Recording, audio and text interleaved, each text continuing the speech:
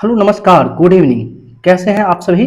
मैं उम्मीद करता हूं कि आप सभी अच्छे होंगे और स्वस्थ एवं मस्त होंगे और आप सबों की तैयारी जो है बहुत ही ज़बरदस्त चल रही होगी। तो चलिए शुरुआत करते हैं आज का सेशन, जो कि काफ़ी बेहद जो है महत्वपूर्ण होने वाला है। जैसा कि आप सभी साथी जान रहे हैं कि सामने बिहार एसएससी और आगामी दरोगा की वैकेंसी है। बिहार पुलिस भी सितंबर मंथ में हो सकता है, तो आ सकती है। तो इसलिए घबराने की बात नहीं, मेहनत करते रहिए। और आज का जो सेशन है, जिस सेशन में जो है यदि हम बात करते हैं टोटल टॉप 30 प्रश्न जो है आपको देखने को मिलेंगे। कितना प्रश्न देखने को मिलेंगे? टॉप 30 प्रश्न देखने को मिलेंगे, और जिसका एक्सप्लेनेशन के साथ आप सभी का रिक्वेस्ट था कि सर एक्सप्लेनेशन के साथ हमें बताइए, और यह जो है प्रश्न जो है किन किन एग्जामों में पूछा गया है, ये भी कुछ साथी का जो है ये था सवाल था कि सर ये भी हमें बताएं कि किस एग्जाम में पूछा गया है। तो उस एग्जाम को भी दर्शा दिया है कि यह आरआरबी मुजफ्फरपुर सहायक स्टेशन मास्टर परीक्षा यानी जो है 1/6/1997 में पूछा गया था। तो इस चीजों के साथ जो कि एग्जाम के लिए बहुत ही महत्वपूर्ण है, तो कंटिन्यू बने रहेंगे हमारे सभी साथी। चलते चलते हैं पहले प्रश्न की तरफ। क्वेश्चन नंबर पहला कहा जा रहा है कि झेलम नदी के किनारे प्रसिद्ध बीतस्ता का युद्ध किन किन शासकों के बीच हुआ था? पहला ऑप्शन है चंद्रगुप्त मौर्य और सेल्यूकस निकेटर, दूसरा पोरस और सिकंदर, तीसरा ऑप्शन है धनानंद और चंद्रगुप्त मौर्य, और चौथा ऑप्शन है इनमें से किसी के मध्य नहीं। तो सही आंसर इस प्रश्न का क्या रहने वाला है, उस चीजों को देखते हैं। तो सही आंसर आपका जो है वह सही आंसर हो जाएगा पोरस और सिकंदर के मध्य, जो कि ऑप्शन बी इसका बिल्कुल सही आंसर होगा, पोरस और सिकंदर। चलिए इसी में हम इसको समझते हैं, इस प्रश्नों को थोड़ा सा डिटेल विस्तार से समझने का प्रयास करते हैं कि यूनानी आक्रमणकारी जो था सिकंदर, यूनानी आक्रमणकारी कौन था? सिकंदर, जो कि जिसे हम किस और नाम से जानते हैं? तो अलेक्जेंडर द ग्रेट के नाम से जानते हैं। अलेक्जेंडर द ग्रेट के नाम से जानते हैं। किसे जानते हैं? तो सिकंदर को जानते हैं। जो भारत पर आक्रमण कब किया था? 326 ईसा पूर्व में आक्रमण किया था। कब किया था? 326 ईसा पूर्व में जो है भारत पर आक्रमण किया था। कब किया था? 326 ईसा पूर्व में भारत पर आक्रमण किया था। आगे आपसे कहा, इसी में हम इस बातों को समझते हैं, और यह भारत में कदम रखा था सिकंदर और किसके मध्य? तो यह बीतस्ता का युद्ध देखते हैं। बीतस्ता का अन्य नाम झेलम के नाम से भी जाना जाता है। तो झेलम या बीतस्ता नदी के जो युद्ध के नाम से भी जानते हैं। ठीक है। तो इस युद्ध में जो है किसके किसके बीच सामना हुआ था? तो राजा पोरस और जो है राजा पोरस और सिकंदर के साथ सामना हुआ था। ठीक है। जो कि पोरस की सेना जो थी विशाल काय हाथी यूनानी सेना के तीव्र गमों यानी गामी घोड़ों के सामने टिक नहीं सके थे। यानी सिकंदर का घोड़ा जो था, इनका तीव्र घोड़ा जो था, घोड़ा सेना था, और ये पोरस जो थे इनका हाथी सेना था, जो कि हाथी सेना टिक नहीं पाए घोड़ों के सामने, और पोरस की हार होती है, सिकंदर का जीत होता है। चलिए इसी बात के साथ हम चलते हैं अगले प्रश्न की तरफ। Question number 2। क्वेश्चन नंबर 2 कहा जा रहा है भारतीयों के लिए महान सिल्क मार्ग किसने आरंभ किया था? तो भारतीयों के लिए महान सिल्क मार्ग की ये किस प्रश्न में पूछा गया है? तो पहले गुड्स गार्ड का भी अलग एग्जाम होता था, अलग से कंडक्ट होती थी, जिसे अब ट्रेन मैनेजर के रूप में भी जानते हैं एनटीपीसी के अंतर्गत। तो यह एग्जाम में पूछा हुआ प्रश्न है कि इस महान सिल्क मार्ग का जो है आरंभ करता कौन है? तो सही आंसर इसका हो जाएगा कनिष्क। कनिष्क क्या हो जाएगा सही आंसर? कनिष्क इस प्रश्न का बिल्कुल ही सही जवाब होगा, ऑप्शन ए है कनिष्क। हम जानते हैं कनिष्क जो है यह कहाँ का शासक था? तो कनिष्क का जो है चीन के शासक, सॉरी कनिष्क का जो है यह भारत का ही शासक था। कनिष्क का एक जो है चीन के एक शासक थे, चीन के एक शासक थे जिनका नाम था पांचौआ। ठीक है। कहीं कहीं पे आपको पांचाओ भी देखने को लिखा हुआ मिलता है, पांचाओ। तो पांचाओ के मध्य जो है युद्ध हुआ था। किनके मध्य युद्ध हुआ था? पांचाओ के मध्य हुआ था, और कनिष्क जो है इस युद्ध में जो है कनिष्क विजयी रहा था। ठीक है। और कनिष्क ने जो है चीन से टीम जाने वाले सिल्क मार्ग को 3 शाखाओं पर अपना नियंत्रण स्थापित किया था। कितने शाखाओं पर किया था? 3 शाखाओं पर जो है कनिष्क ने चीन जाने वाले यानी सिल्क मार्ग के लिए जो है उस पर नियंत्रित किया था 3 मार्गों पर। पहला कौन था? तो एक कैस्पियन सागर से होकर जाने वाली मार्ग था। कौन था? कैस्पियन सागर से होकर जाने वाली मार्ग था, कैस्पियन सागर से होकर जाने वाली मार्ग। दूसरा की यदि हम बात करते हैं तो वह मर्व से फरात नदी होते हुए जो है रूम सागर यानी दजला फरात नदी की बात करते हैं, जो अफगानिस्तान में है, अफगानिस्तान से होते हुए, तो वह जो था मर्व से फरात नदी से होकर जाने के लिए जो है 2 मार्ग हो गया। और तीसरा है भारत से जो है लाल सागर तक जाने वाला मार्ग, जो है भारत से जो है लाल सागर मार्ग। तो लाल सागर मार्ग से होते हुए जाने के लिए जो है लाल सागर की बात करते हैं। ठीक है। ये 3 मार्गों का खोज जो करता कौन थे? कनिष्क थे, जिसे सिल्क मार्ग के नाम से भी जाना जाता है। तो आपसे पूछा गया था प्रश्न भारतीयों के लिए महान सिल्क मार्ग किसने आरंभ किया था? तो सही आंसर क्या हो जाएगा? कनिष्क हो जाएगा। अगर हम विशेष, अगर सभी ऑप्शन पे भी अगर डिटेल करना चाहे, अशोक हो गया, हर्ष हो गया यानी हर्षवर्धन, फाहियान हो गया, तो फाहियान किसके दरबार में आया था, ये आप सभी कमेंट करके बताइएगा। तो फाहियान जो है चंद्रगुप्त द्वितीय के दरबार में आया था। हर्षवर्धन के दरबार में कौन आया था, हुएनसांग जो है हर्षवर्धन के दरबार में आया था। और आप सब लोग को बताना है कि अशोक के दरबार में कौन सा शासक भारत आया का आगमन हुआ, यानी भारत में आगमन हुआ था। तो मैं उम्मीद करता हूं कि क्वेश्चन नंबर 2 आप सभी अच्छे से समझे होंगे। चलते हैं अगले प्रश्न नंबर 3 की तरफ। क्वेश्चन नंबर 3 में क्या कहा जा रहा है, जादू टोना का अध्ययन किस वेद में किया जाता है। तो जादू टोना के अध्ययन की बात करते हैं तो यह जो है अपने किस वेद में, तो अथर्ववेद में इसका अध्ययन करते हैं। किस वेद में करते हैं, सही आंसर क्या होगा इस प्रश्न का, तो बिल्कुल सही जवाब है ऑप्शन डी यानी 4 अथर्ववेद। तो जादू टोना का अध्ययन जो है अथर्ववेद में करते हैं। यह भी प्रश्न जो है आरआरबी इलाहाबाद जूनियर कलर की परीक्षा में पूछा गया है फर्स्ट शिफ्ट में 2009 में। ठीक है, तो इसको भी ध्यान रखना, जादू टोना का अध्ययन जो है किस वेद में, अथर्ववेद में किया जाता है। बात हम करते हैं अथर्ववेद में रोग निवारण जो होता है क्या होता है, क्या क्या अध्ययन करते हैं, रोग निवारण की बात करते हैं। रोग निवारण जो होता है इसका भी अध्ययन अथर्ववेद में ही करते हैं। इसके साथ साथ की बात करते हैं तो वशीकरण जो होता है, वशीकरण यानी किसी व्यक्ति को जो है वश में कर लेते हैं, यानी उसी को जादू टोना बोलते हैं, तो वशीकरण हो गया।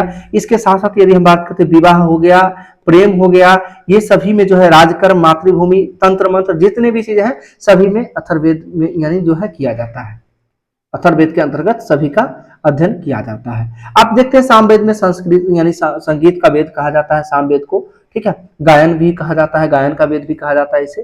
ऋग्वेद जान ही रहे, यजुर्वेद, सभी का जो है आगे प्रश्न दिखेंगे, सभी को एक्सप्लेन करेंगे। अगर एक ही जगह पे एक्सप्लेन करने लग जाए तो बहुत समय लग जाएगी। अगर आप सब चाहते हैं कि नहीं एक ही जगह पे जो ऑप्शन दिख रहा है उस ऑप्शन का भी ऑपरेशन किया जाए, तो आप सब कमेंट करके बताइएगा, मैं प्रयास करूंगा सुधार करने का, और डेली प्रयास करते हैं। ठीक है, चलते हैं अगले प्रश्न क्वेश्चन नंबर 4 की तरफ। क्वेश्चन नंबर 4 में कहा जा रहा है कि निम्नलिखित में से कौन सा स्थल भारत में नहीं है। तो भारत में जो स्थल नहीं है उसको बताना है। तो आप जान रहे हैं कालीबंगा कहां पड़ता है, राजस्थान में पड़ता है। जो कालीबंगा किस नदी किनारे स्थित है, घग्गर नदी के किनारे स्थित है। घग्गर नदी के किनारे स्थित है कालीबंगा। आगे रंगपुर है, रंगपुर जो है यह कहां पड़ता है, तो रंगपुर गुजरात में पड़ता है। ठीक है, रंगपुर कहां पड़ता है, गुजरात में पड़ता है। जो किस नदी किनारे स्थित है, मादर नदी के किनारे स्थित है। कहीं कहीं पे भादर नदी भी लिखा रहता है, ये ध्यान रखना है। रंगपुर मादर नदी के किनारे स्थित है। आगे बात करते हैं रोपर, रोपर कहां पड़ता है, तो यह पंजाब में पड़ता है।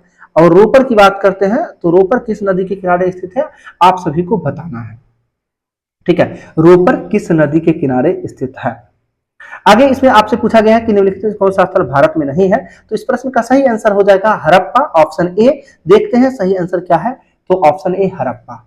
ठीक है, तो मैं उम्मीद करता हूं। और हड़प्पा की बात करते तो हड़प्पा का खोजकर्ता कौन हो जाएंगे, तो दयाराम साहनी की बात करते। दयाराम साहनी के द्वारा जो है, दयाराम साहनी के द्वारा कब किया गया था, तो 1921 में किया गया था। कब किया गया था, 1921 में किया गया था। 1921 में जो है हड़प्पा का खोज किया गया था। इसके साथ साथ हड़प्पा के साथ साथ आपसे पूछ देता है कभी कभी। ठीक है, तो जो है मोहनजोदड़ो के खोजकर्ता कौन थे, तो मोहनजोदड़ो के खोजकर्ता है राखाल दास बनर्जी जो है मोहनजोदड़ो के खोज करता है। जो कब किए थे, 1922 में जो है मोहनजोदड़ो के खोज हुआ था। ठीक है, और यह जो हड़प्पा की बात करते हैं तो यह जो है किस नदी के किनारे स्थित है, जो कि पंजाब के प्रांत में पड़ता है, मोंटगोमरी जिले में पड़ता है। और हड़प्पा किस नदी के किनारे स्थित है, रावी नदी के किनारे स्थित है हड़प्पा। रोपर की बात करते हैं तो रोपर जो है यह पंजाब में सतलज नदी के किनारे स्थित है, ये भी मैं बता ही दिया हूं। आप सबको कमेंट, उम्मीद करते हैं कि आप सबने कमेंट जरूर किया होगा कि क्या होगा। ठीक है, चलिए चलते हैं question number next. 5 number question है, कहा जा रहा है अशोक ने इन सभी में से कौन सा धर्म अपनाया था। तो बात करते हैं अशोक कौन सा धर्म अपनाता है, तो बहुत ही चर्चा में रहा है। अशोक जो है बौद्ध धर्म को अपनाया है। किस धर्म को, बौद्ध धर्म को। और किससे प्रभावित होकर, तो इसका भतीजा था निर्ग्रोथ।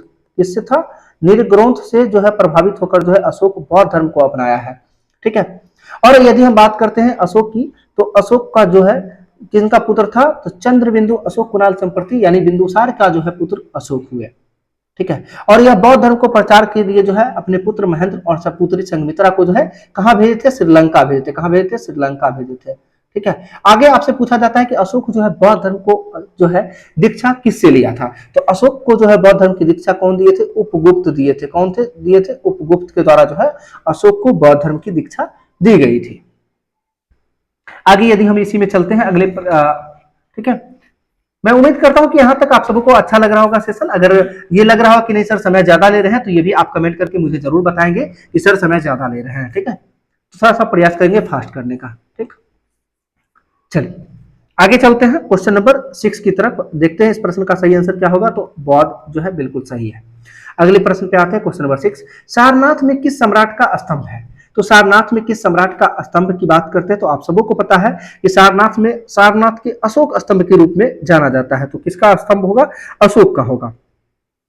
देखते हैं सही आंसर क्या होगा। अशोक, बिल्कुल सही जवाब है, अशोक है। जिसे बने चक्र जो है भारतीय ध्वज में लिया गया, यानी सारनाथ के अशोक स्तंभ में जो है चक्र जो बना हुआ गया है, यही चक्र जो है किसमें लिया गया है? भारतीय ध्वज में लिया गया है, भारतीय ध्वज में लिया गया है इसी। आगे आते हैं नेक्स्ट प्रश्न की तरफ। नेक्स्ट प्रश्न क्या कहा जा रहा है, इसको देखते हैं। नेक्स्ट प्रश्न है क्वेश्चन नंबर 7। रोपर में मिले सिंधु घाटी के भगवान जो है भारत के किस आधुनिक नगर के नजदीक अवस्थित है? तो रोपर में मिले सिंधु घाटी के जो है भगवान जो है यह किस आधुनिक नगर के नजदीक अवस्थित है, यह बताना है। तो आप सभी अभी जस्ट पढ़े कि रोपर कहाँ स्थित है। तो रोपर की बात करते यह कहाँ है, तो पंजाब हरियाणा यानी चंडीगढ़ की बात करते हैं। यह चंडीगढ़ के निकट स्थित है। और रोपर के उत्खनन कब हुआ था? 1953 में हुआ था। कब हुआ था? 1953 में जो है रोपर का उत्खनन हुआ था। कब? 1953 में। किसके द्वारा किया गया था?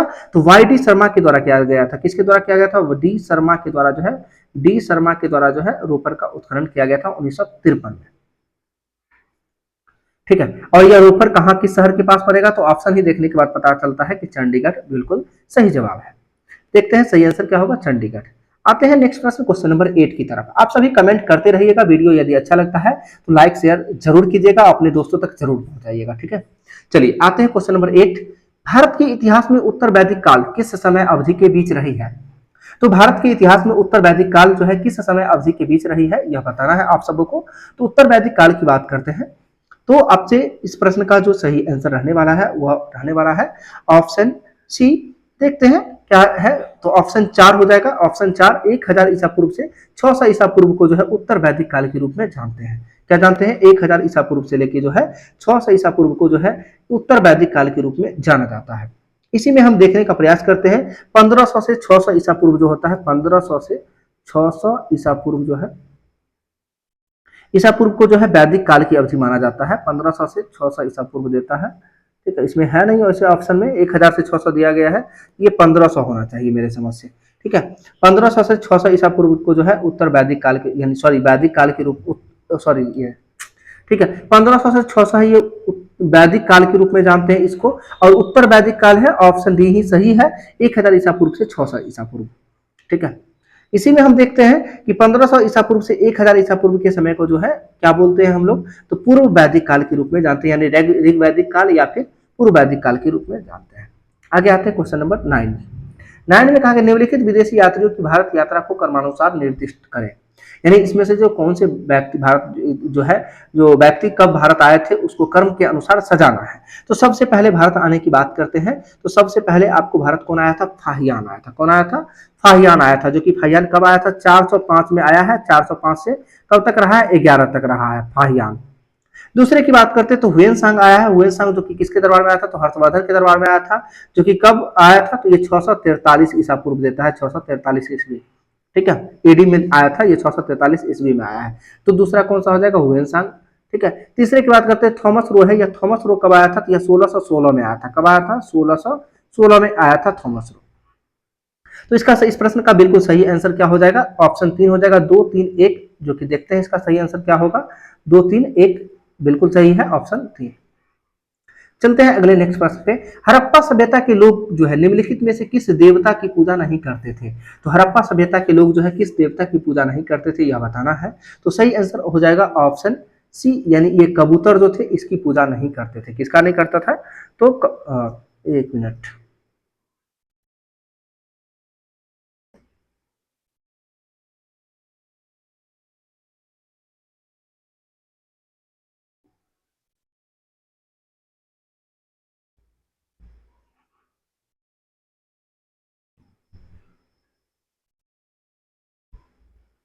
चलिए देखते हैं इसका सही आंसर क्या हो जाएगा। ऑप्शन 3 है, बी नंबर है। तो हड़प्पा सभ्यता के लोग जो है भगवान विष्णु की पूजा नहीं करते थे, वह शिव का करते थे, कबूतर स्वास्तिक का करते थे। देखते हैं उत्खनन से प्राप्त अवशेषों की पुरातात्विक जो जांच से हड़प्पा सभ्यता के दौरान जो है शिव की बात करते थे, भगवान शिव, इनके साथ साथ जो है स्वास्तिक और कबूतर